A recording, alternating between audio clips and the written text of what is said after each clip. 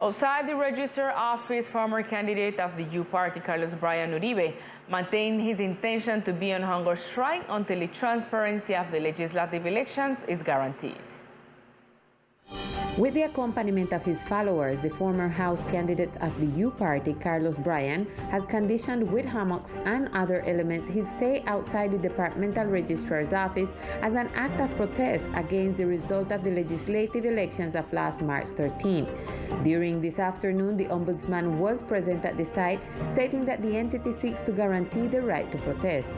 La Defensoría del Pueblo como ente acompañante. The Ombudsman's Office, as an accompanying entity verifying transparency, has been accompanying them today in order to avoid any violation of their rights or the community that is with the former House candidate Brian Uribe. The Ombudsman has been conducting an accompaniment to other committees that have been presented in the department around the election day. The accompaniment that is being provided by the public force, such as the presence of the police and the ESMAD, is to ensure that the safety of the candidate, since he has said that there have been a series of threats against his integrity and his family. Former candidate Brian Uribe affirmed that the presence of ESMAD in the area is not to protect his integrity, but rather to provoke a confrontation with the community. In addition to this, he stated that he will take his case to international bodies. Primera vez en mi vida que escucho. First time in my life that I hear that the ESMAD is a protection organization, since I have been handling security issues, because I have experience, because I was Secretary of Government. Here you have Carlitos Brian for a while, because regardless of having moments of weakness, since the fatigue begins to kick in, we are going to go to international instances since they do not want to listen to us. My life, my honor, my integrity, and the one of my children, my wives, and my mother's is in the hands of Colonel Gomez Mendez. She is the only one I hold responsible if something happens to me in this territory. The former candidate of the U Party reaffirmed that he will not lift his hunger strike until entities such as the Attorney General's office, the Ombudsman's office, and the Registrar's office present evidence of transparency of the electoral process in the archipelago.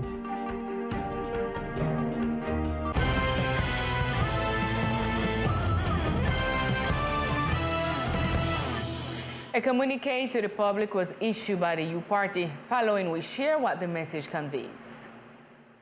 The communique states the following.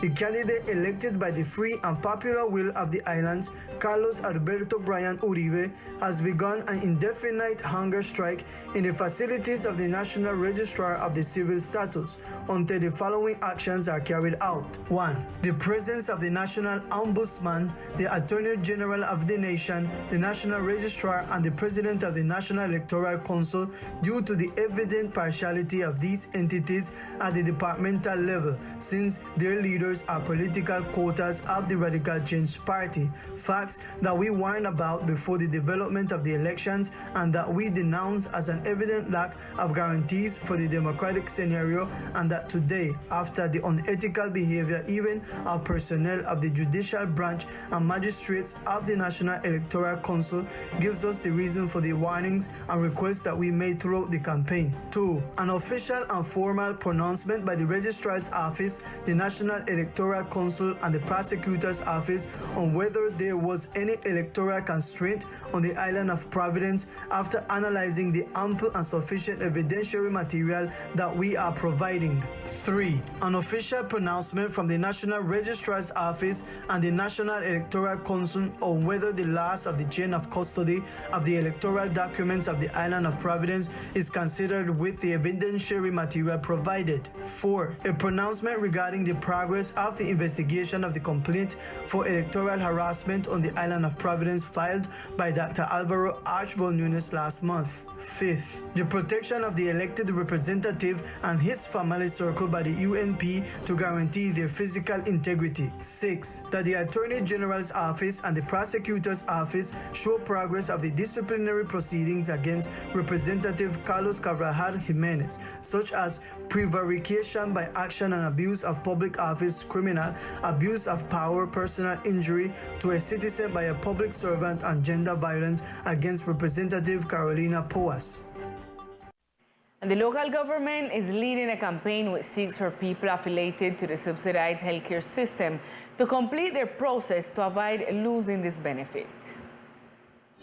The departmental government, through the Health Secretariat, is leading a campaign with which it seeks that people who are affiliated to the subsidized healthcare system without been surveyed come to the office of the entity to complete their processes. En estos momentos tenemos en la base de datos de... At the moment, in the database of the subsidized healthcare system, we have approximately 6,000 people who are affiliated but have not applied the CISBEN methodology for survey. We are inviting the community, the people who know that they are in the subsidized system and have not applied their methodology for, to go to the CISBEN office, which answers to the Planning Secretariat. They should go to the office to have the survey done, or else we will have to remove them from the subsidized system database. We are giving them a cutoff date until April 9th of this year. This campaign seeks that all the community of the islands can access the healthcare service in the department. The Secretariat of Agriculture and Fisheries establishes measures for the extraction of the queen conch in the insular territory in order to control the indiscriminate capture of the natural resource, protecting and conserving the species. The government of the department, through the Secretariat of Agriculture and Fisheries, informs artisanal fishermen, industrial fishing companies, fish product marketers, restaurants, authorities, and the community in general that through the provisions of this office, measures are established for the extraction of the queen conch resource. For this reason, artisanal fishermen who are interested in the extraction of this resource must apply to the Secretariat of Agriculture and Fisheries by submitting the following documents: application letter, fisherman's license, number and validity of the fishing license, identification of the vessel, name and identification of the owner of the vessel, number of crew and divers on board, identification of the artisanal fishermen on board. It is also reiterated that the extraction of queen conch is allowed only in Sorinas Key. The Secretariat of Agriculture and Fisheries invites fishermen and the community in general to support compliance with these measures, since they could be immersed in administrative or penal sanctions for non-compliance with the rule. In other news, the Office of Control of Circulation and Residence, OCRE, informs the community that the card issuance day for application and issuance of duplicates for risals and residents, and also issuance of OCRE cards for the first time to risal and resident children under 18 years in the department, it continues until next Friday, April 1st.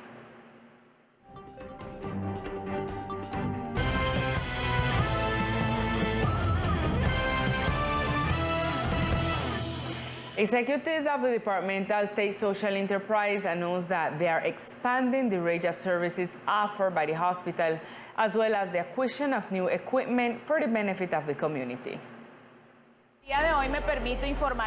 Today, I would like to inform the entire community that the hospital has been preparing to provide services of more subspecialties more frequently, such as neurology, neuropsychology, allergology with immunotherapy, oncology, and nephrology. The new specialties that we have been providing in our different sessions is plastic psychology with sessions of procedures, in addition to bariatric surgery, because we understand that the issue of morbid obesity in the department is a major cardiovascular risk issue for the community. The subscientific director, in a similar manner, manifests the importance of the arrival of the new CT scanner at the Departmental State Social Enterprise. It is also important to know about the new technologies that we are incorporating, such as the 64-slice CT scanner that has been acquired, which will allow those small injuries that have gone unnoticed to be detected with this equipment, in addition to all the benefits of angiography or injuries of small vessels that will be detected with the same equipment. The director also said that people who have pending mammograph or cardiology studies may approach the departmental hospital for this purpose. They also announced that they have new developments in surgery, such as laparoscopy tower and an arc that has allowed them to perform surgeries of 4 levels in the hospital center. The conference organized by the Women's Network was successfully held at the Bank of the Republic, where the 2 special guests were present: the first Asian American and African Queen Masasi Karu and Dr. Melinda Harris, founder of the Global Chamber of Commerce of the 6th region. With an exceptional intervention highlighted the special guests and visitors to the archipelago, the Haitian, African and American Queen, and the founder of the Global Chamber of Commerce of the 6th region to attend the meeting as speakers around the mental transformation in the framework of the reconciliation meeting of Mother Africa and its diaspora. The Queen highlights her social and charitable works with those most in need. I've been doing it for over 20 years. Over 20 years. What I do, I pick up people from the street, I give them place to stay, I give them food to eat, I help them with job assistance, pretty much everything. I went to Africa and they heard what I was doing, so they said the job that I'm doing, that's a Queen job.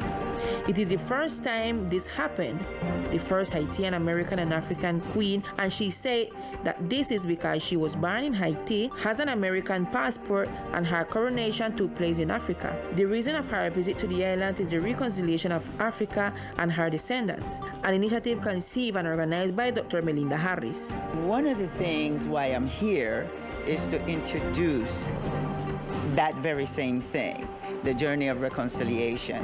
What I'm doing is bringing kings and queens from Africa, diplomats and so on, to come to Panama and reconcile with their children, the diasporans, and that is all of us, all throughout the Americas and the Caribbean. Why? Because also they sold their children into slavery. So I believe that this is the time now for us to come together and reconcile with each other, heal with each other, because the conference that's taking place today is about that. The host of the event is the Raisal Sylvia Vena. On behalf of the Raisal Women Network, the conference was attended by Kent Francis, Juan Ramirez, Samuel Robinson, Emiliana Bernard, Albert Gordon Espinosa, and Sylvia Archibald Livingston.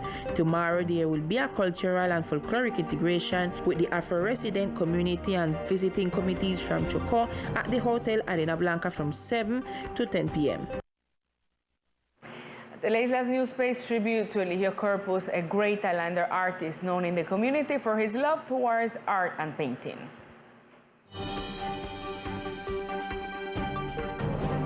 Eligio Corpus Suarez, an island painter recognized nationally and internationally, was born on June 5th, 1953, and died yesterday, March 23 of 2022. A great plastic artist, one of the most important of the island region, who made his work travel around the world on the ship Queen Elizabeth II, where he transmitted through his painting the beauty of nature.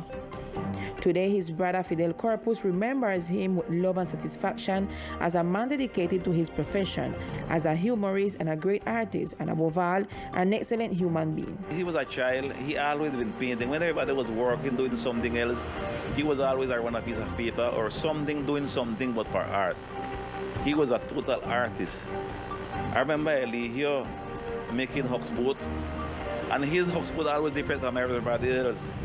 He making them, what they call cotton boat. His cotton boat different from everybody else. He always have a different touch of everything that you could think of. He always have a different version from everybody else. He was an artist. He used to be an actor, but he was a great runner. He was the fastest man in St. Louis, I believe, or my San Andreas was Eligio. Was an outfielder. He could run down anything at any time. He was a songster.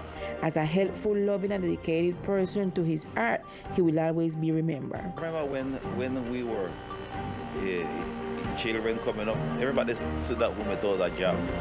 And the person that was working is Eligio, and he held the family together with his work. He was what they call the father of all of us.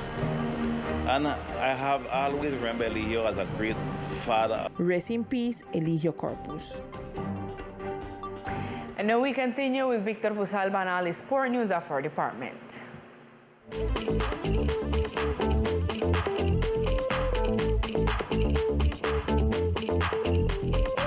Hello, here are the best sports of the islands. The accompaniment of mothers and the integration in sports plays an important role in the training of the children.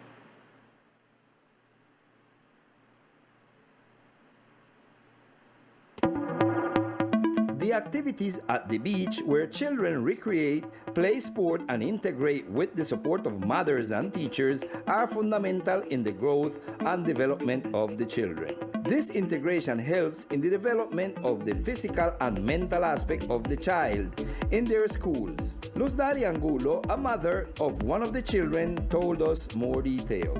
I am the mother of a child who is part of this activity in this beautiful morning. Today, I thank God and the Secretariat of Sports, the Colombian Family Welfare Institute, along with the Secretariat of Social Development, because they are providing this important space for the children and also for being with us. Supporting our children strengthens them physically and spiritually, because when the child feels supported, they can grow healthy as a result of the support you can provide to each of them as they practice sports. That helps them grow up healthy, which helps them focus on the games, and in an open space like this, it helps them every day to have a healthy mentality and not to think about bad practices, but rather to be focused on sports, which will help them not only now, but when they are all grown up. In addition, physical condition is the most important thing for them to be healthy. Definitely, that children grow up healthy is of utmost importance for mothers. That's why integrating plays an important role in their formation, Luz Dari Angulo said. On the other side, seeking to integrate university students, a physical activity was done on bicycles. University Integration Cycle Activity combines the sport of cycle with the physical activity, which serves to integrate university students in their first semester. This activity is organized so that the student can integrate and exchange experiences pedaling to the rhythm of the wind and the palm trees of the beaches and the pedestrian street. We talked with the physical coordinator, Alejandro Roa, who told us about it. This activity is an ecological outing that is done for students entering the semester. It's an integration in which we go around the island by bike and do fun activities in some sites related to the island. The university, through these activities, involves the student not only in the academic aspect, but also in the physical aspect to have integration. The university tries to fully develop the students in the academic, physical, and mental aspects. It is essential that the students have this type of training so that they can better manage their time. And this is all in sports for tonight. We will see you on another broadcast. We continue with Lisa.